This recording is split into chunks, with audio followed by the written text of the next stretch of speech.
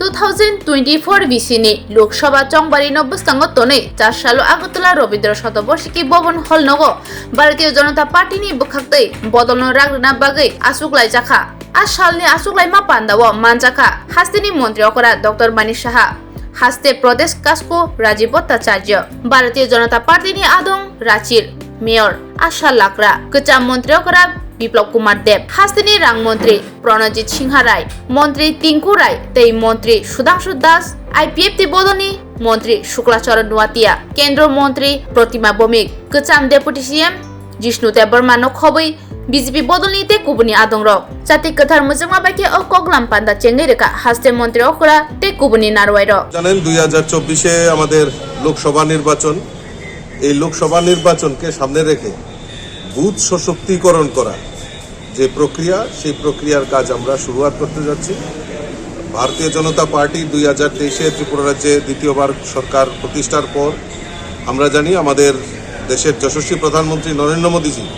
আমাদের এই ত্রিপুরা রাজ্যের জন্য অনেক কিছু উপহার আমাদেরকে দিয়েছেন তাই আমাদের নৈতিক দায়িত্ব আমরাও এই লোকসভা নির্বাচনে ত্রিপুরা রাজ্যের দুটি লোকসভা আসন রয়েছে সেখানে আমরা বিপুল পরিমাণে জয়ী হয়ে আমরা দুইজন প্রতিনিধি আমরা মোদিজির হাতকে শক্তিশালী করার জন্য দুইজন মেম্বার অফ পার্লামেন্ট এখান থেকে পাঠাবো তারই প্রক্রিয়াকরণ আমরা আজকে বুথ সশক্তিকরণের কাজ শুরুয়াত করছি और त्रिपुरा में 2 सीट एमपी का चुनाव है 2 सीट में चुनाव होने वाला है तो हम लोग अभी से तैयारी हम लोग शुरुआत कर रहे हैं क्योंकि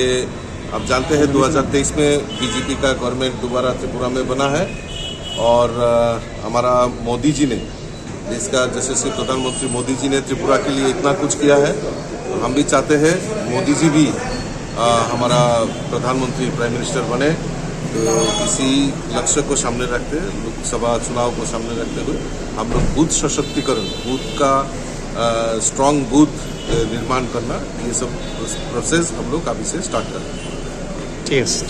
ध्यान है कि भारतीय जनता पार्टी लगातार कुछ न कुछ नया करने का प्रयास करती है और आने वाला समय 2024 लोकसभा का चुनाव आने वाला है और इससे पहले भारतीय जनता पार्टी अपने बूथ पर मजबूती से खड़ा होने के लिए यह प्रोग्राम कर रही है और अभियान का ट्रेनिंग चल रहा है।